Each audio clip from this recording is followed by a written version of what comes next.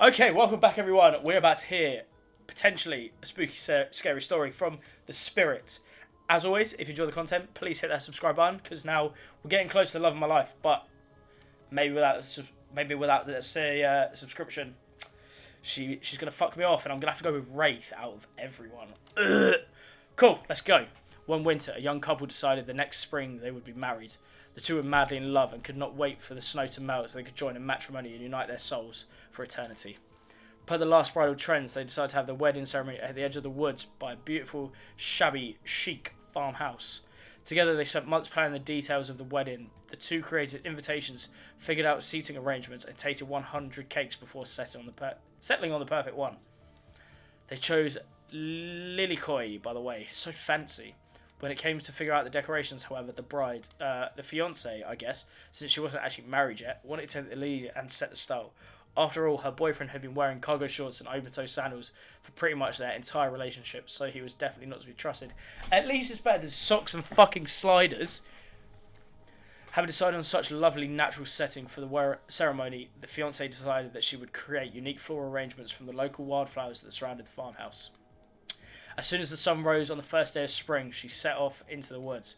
Each day she spent hours mapping out where the best blooms could be found and prepared to pick them herself in the morning of the wedding so that they'd be at the height of their freshness and beauty. Enamoured with the incredible variety of flowers in the woods she surveyed, the fiancée, since they had not yet been married, became obsessed with knowing just how many there were so that she could choose the absolute best. When the hateful morning of her big day finally came, the fiancée told her husband-to-be that she had one final errand before the wedding. Excited for the ceremony to come, she dressed in her beautiful white gown and set off into the woods to gather flowers. Treading carefully, she followed her route, selecting only the best stems and collected them in a basket. However, when she came upon a once familiar clearing, something was not as she expected. Somehow, it was more beautiful now than it had ever been before, and just on the edge of her view was a new bush filled with blossoms so vibrant and colourful, she became dizzy just looking at them. But the fiancée ignored her son's spell and pressed ahead, scooping up flower after flower, and every time she did, she noticed just further ahead, impossibly, even more beautiful blossoms. Carried by the sweet fragrance of spring air, the fiancée, crept farther and farther into the woods until she turned a corner and stepped over a mossy fallen tree trunk and realised she had been here before. But this wasn't the clearing she remembered, or, at least, not how she remembered it. The flowers were suddenly overripe, decaying, falling from their stems into festering mouldy piles on the floor. Where bees had been, now only flies buzzed. Where the scene of flowers had once intoxicated her, the odour of mildew now made her sick. She turned and looked back, but the path was dark. Into a shadowy glen she walked and walked and walked. That day, as guests gathered at the farmhouse, the fiancée was nowhere to be seen. Her friends, family and love began to look for her, but to no avail. They searched the pasture, the tree line, and into the forest, but there were no beautiful wildflowers or young lovers to be seen. Just old dead trees, trampled vine, and moss-covered rocks. The fiancé stayed, a fiancé for eternity, always wandering, looking for fresher blooms to clip, but never finding them. Distracted by a never-ending search for perfection, unable to see that you are loved for who you are, out there all alone. I thought it was beautiful and sad. Oh, just like someone we know. Wraith. How was story time? A lot of people like to take pot shots at sequels, but I think every good story deserves a follow-up. When you think it's the end, the sequel is almost never as rewarding as the original. That's why I'm much more of a fan of the episodic style of storytelling. Sorry, but Thor: The Dark World is the best one. Have a word. Knowing this series takes a lot of pressure off of any individual installment and builds a greater sense of community between audience and creator. Tell me, Love Machu, if you could delete any sequel from existence, what would it be? Don't answer that, we don't actually care. We're just here to make sure that we seamlessly move on to the next segment of the evening. God forbid my small talk get in the way of a romantic Twilight moment. Dwight, get rid of all the Twilight films, to be honest. Dwight, I'm going to need you to shut your trap. Your yap trap. You know what we need to get back to? That thing we do whenever we're not on screen? Okay, you have fun tonight and try not to wink, end up dead. I can't wink, so. Look like I'm having a stroke. Why did the words wink? Why did you say the words out loud and what kind of double entendre?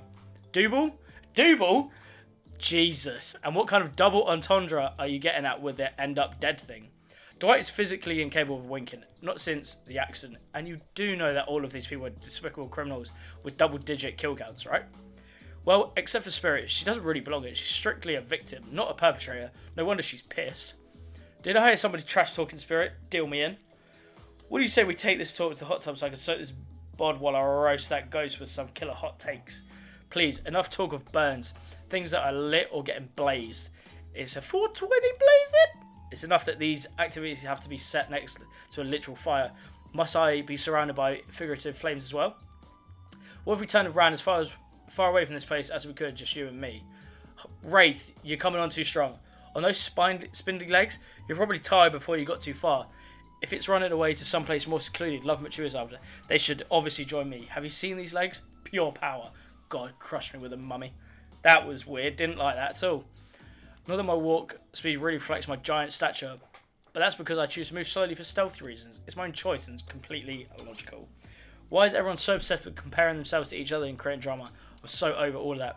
Don't you get it? Society wants to trick you into fighting with each other so that corporations can swoop in and sell you fake solutions to all your fabricated problems. I'll be sitting here in the shade and drinking something locally sourced while thumbing through a public domain novella printed on recycled paper because I refuse to play their game anymore. It's like she's actively trying to be as unappealing as possible. Does it really turn anyone else on or just me?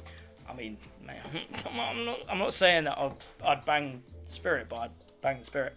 Besides Trapper's insatiable appetite, it seems his attention, along with the attention of everyone else, is still on you for the moment. If you could, I don't know, just pick one of us, maybe we could all move along with our lives. Or, some special projects we might have going. You heard him. Who would it be? Who will you head off with for an evening activity? I'm just saying, you may not get a ton of chances to date around like this before your time on Murder Island comes to an end.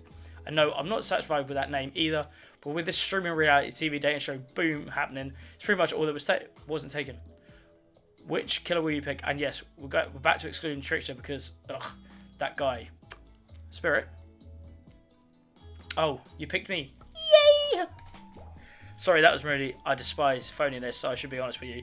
You make for interesting company. I love the idea of winning over these other killers at all costs, even when I hate this game and the prize. But a long day. Floating, subverting expectations, grinding my teeth as I imagine sweet, sweet revenge. It takes a lot out of me. So don't stop bringing your A game, right? It might seem like I hate everything, and getting to really know who I am is impossible task. It's not worth trying. But too bad. You won't know unless you search deep inside yourself and bring everything you've got. Or just say the exact right thing at the right time and it'll melt my cold heart in an instant. I don't know the rules here any better than you do. See you at the bar, I guess. I thought she was going to turn me down then. You arrive at the bar and bars find Dwight and Claudette both holding cocktail shakers surrounded by a bevy of bottles for assorted boozers. Who's ready? I'm ready to get wasted. Well, I don't drink, so not me.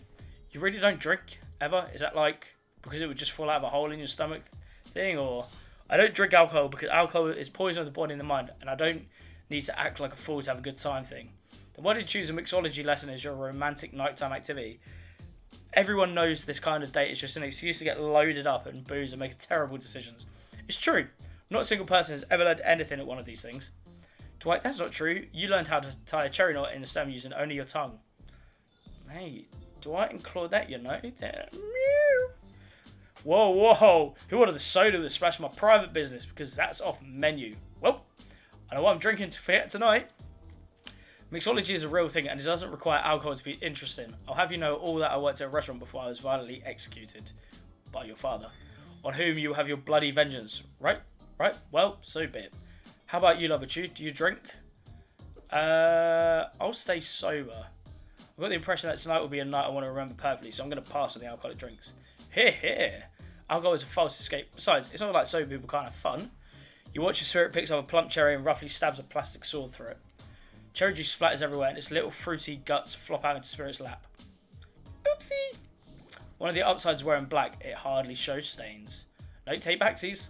So, lovebirds, what drink should we make? Dark and stormy. How about dark and stormy drink from a dark and stormy date? Okay, that one is cute. Yes! We're doing well. She'll be my wife. She reminds me of Rani from Elden Ring, so... Rani's my favourite quest. She's got 4 hands, so she can jerk you off with a different hand every day. First rum, or in this case rum extract, and a bit of apple juice is poured over the ice. And then fresh ginger beer is added in. That's my nickname. I'm actually ginger. But if I had hair, yeah, obviously you can't really see, because I'm bald. But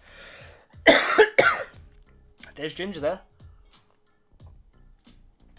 And the fresh ginger beer is added in. Garnish with a lime wheel. And drink the end. Do you think you're up to the challenge of replicating this menu, Love Machu? Replicating rum substitute and ginger beer over ice.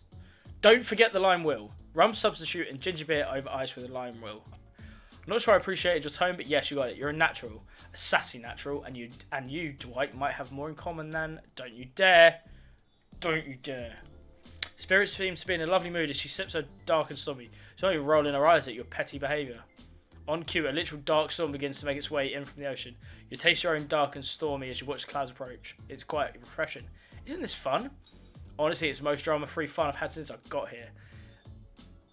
And since you picked a simple but delicious drink, we've got plenty of time to relax. Want to make out a little? Yes! You breathe in a sip of your drink and you begin coughing. Before you get a yes out, lightning strikes a palm tree on the beach and it immediately starts a fire. The activity ends abruptly as Claudette and Dwight usher the two of you away from the bar. No! You're joking. Well, our date was fucking ruined by a dark and stormy night sky. Go away, Twitch, you bastards, on my phone. Sorry. We were just about to make out. We were just about to kiss. Oh, that's so gross. I'm so sorry. But please, if you enjoy the episode, we are going to successfully hook up. We're going to get hooked on the spirit. That's what we are. We're hooked on her anyway. But as always, please feel free to leave a like, drop a comment, all that good stuff down below. Look after yourselves. See you all in the next episode. Peace.